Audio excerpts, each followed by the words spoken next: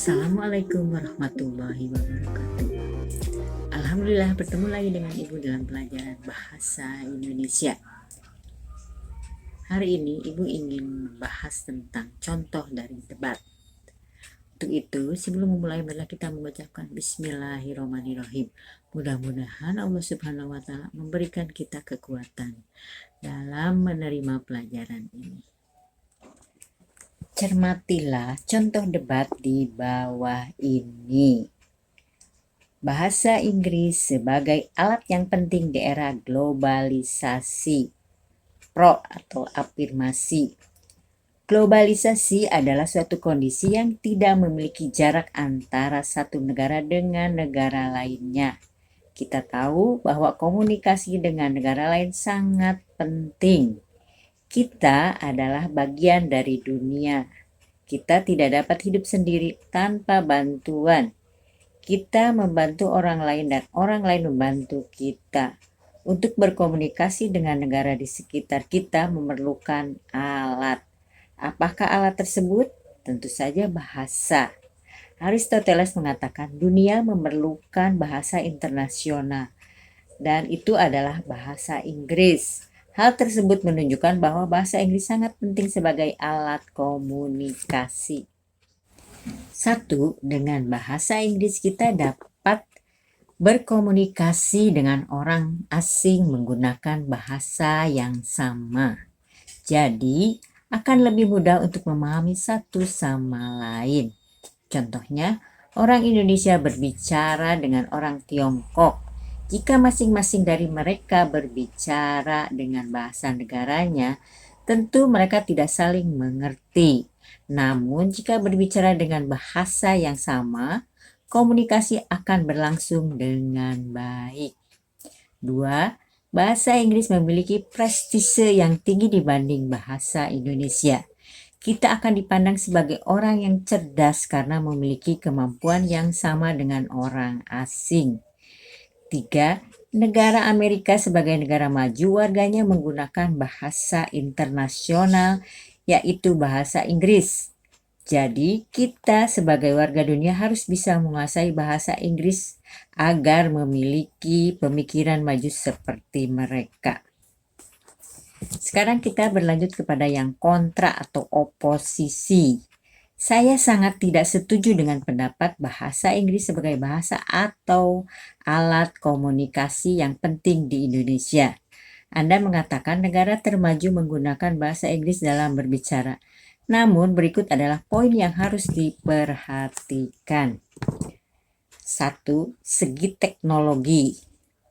Anda mengetahui Jepang dan Korea adalah negara yang kuat. Mereka unggul di bidang teknologi.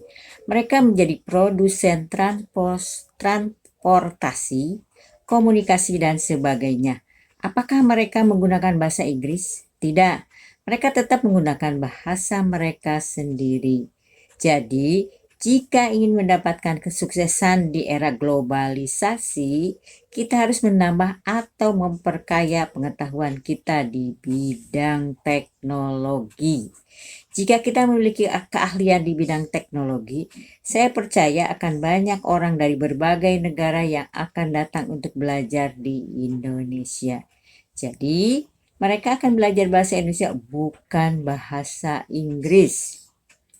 2. Segi perdagangan. Tiongkok adalah negara yang sukses di bidang perdagangan. Mereka berdagang di negara mereka sendiri hingga ke negara lain. Mereka memiliki komitmen mereka harus tetap menggunakan bahasa asli mereka untuk berkomunikasi. Mereka percaya bahwa kesuksesan bukan dari bahasa Inggris, namun dari kualitas perdagangan. Anda tahu? Mereka menggunakan bahasa Tiongkok untuk melakukan penawaran dagang. Jadi hal tersebut membuktikan bahwa bahasa Inggris tidak terlalu penting. 3. Segi penghasilan alami. Negara Arab tetap menggunakan bahasa Arab untuk berkomunikasi. Mereka percaya bahwa mereka dapat menembus pasar internasional dengan menggunakan kemampuan penghasilan sendiri. Di samping itu, kita harus memikirkan bahasa kita sendiri di era globalisasi. Bahasa Inggris sangat terkenal, mulai dari pelajar hingga pekerja. Mereka menggunakan bahasa Inggris, akhirnya mereka berpikir bahwa bahasa Indonesia tidak penting, padahal bahasa Indonesia adalah bahasa nasional mereka sendiri. Hal ini dapat melunturkan rasa nasionalisme penduduk Indonesia. Jika kita mengetahui sejarah para pahlawan, kita berusaha untuk mempertahankan bahasa Indonesia. Namun, sekarang banyak orang Indonesia yang malah malu berbahasa Indonesia. Mereka mengatakan bahwa bahasa Indonesia tidak modern. Jadi saya tetap tidak setuju jika bahasa Inggris menjadi alat yang penting di era globalisasi. Sumber http Fitri Airna blogspot.co.id 2011 01 contoh debat dalam bahasa Inggris 16 HTML dengan perubahan. Dalam kehidupan sehari-hari, debat merupakan pertentangan argumentasi untuk mendapatkan kemenangan oleh pihak tertentu yang ditandai dengan kelogisan argumentasi dan kejelasan fakta yang dikemukakannya. Debat umumnya terjadi terkait dengan isu-isu yang kontroversial atau mengundang pro dan kontra di masyarakat. Isu itu mendapat tanggapan sekurang-kurangnya dari dua belah pihak yang kemudian ditanggapi dari berbagai sudut pandang dengan alasan-alasan yang mendukung atau yang tidak mendukung. Agar dapat dipahami orang lain, peserta debat harus menyampaikan argumentasinya dengan kemampuan komunikasi yang baik. Debat sering pula diperlombakan atau menjadi ajang di dalam pemilihan seorang pemimpin, presiden, gubernur, bupati, wali kota. Dengan kegiatan tersebut dapat diperoleh gambaran tentang penguasaan seseorang menyelesaikan masalah, berpikir kritis, kematangan seseorang di dalam berargumentasi, pengendalian emosi dan kemampuan berkomunikasinya. Di dalam kegiatan tersebut, setiap peserta dapat berbicara secara bergiliran dalam menyampaikan isu ataupun di dalam menanggapinya.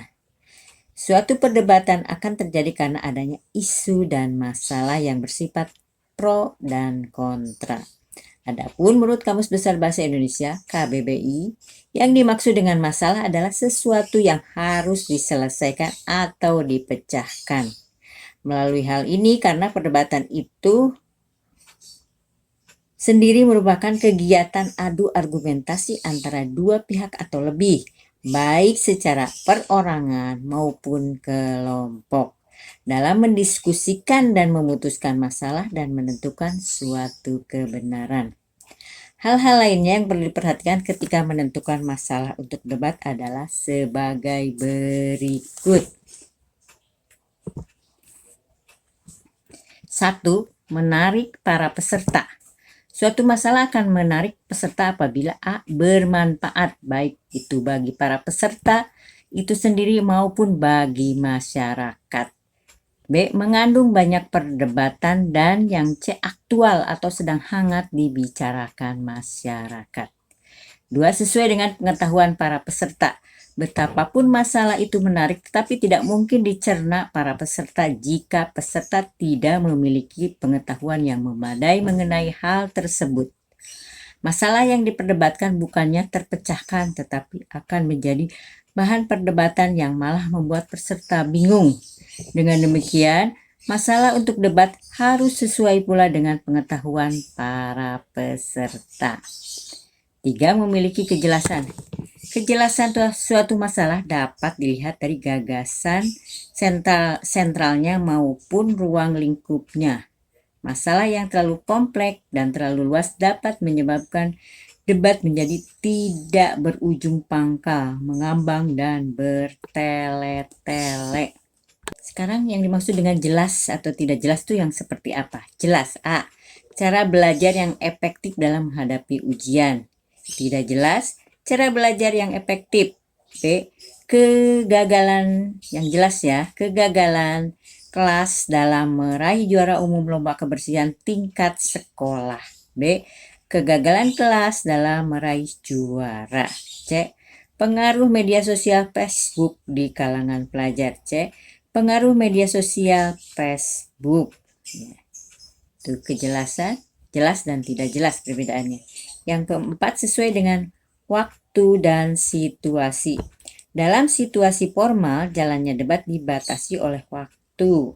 Agar pemecahan masalah tidak dilakukan dengan tergesa-gesa, hendaknya masalah debat disesuaikan dengan situasi dan waktu yang tersedia. Dalam diskusi resmi seperti seminar, perdebatan seringkali muncul antar peserta. Adapun masalah itu dipaparkan oleh seorang atau beberapa orang yang ditunjuk khusus oleh panitia berdasarkan keahlian ataupun penguasaannya terhadap masalah tersebut. Orang tersebut dinamakan dengan pemakalah atau narasumber. Dalam kegiatan tersebut, pemakalah bertugas untuk menjelaskan masalah dan solusinya yang telah ia kemas di dalam makalahnya. Untuk mengawali suatu perdebatan, satu hal utama yang harus ada yakni masalah. Tanpa ada masalah, perdebatan itu tidak akan terjadi. Demikianlah masalah debat atau contoh debat sudah dibicarakan. Jadi debat itu bisa dibuat harus ada masalah yang aktual yang sedang dibicarakan di masyarakat. Untuk itu nanti bisa kita membuat kelompok untuk berdebat, yaitu antara yang pro, yang setuju dan tidak setuju. Semua peserta harus bisa memahami masalah yang sedang dibicarakan dan mencari solusinya. Sebagai latihan, mari kita membuat contoh dari debat yang pro, tulisan yang pro ataupun tulisan yang kontra. Mudah-mudahan contoh dari debat ini menginspirasi kita untuk selalu terbiasa menerima masalah-masalah yang datang ke dalam kehidupan kita dan mencari solusinya. Masalah pro dan kontra itu biasa, yang penting kita bisa menghadapi masalah itu. Mudah-mudahan bermanfaat. Wabillahi taufiq wal hidayah. Wassalamualaikum warahmatullahi wabarakatuh.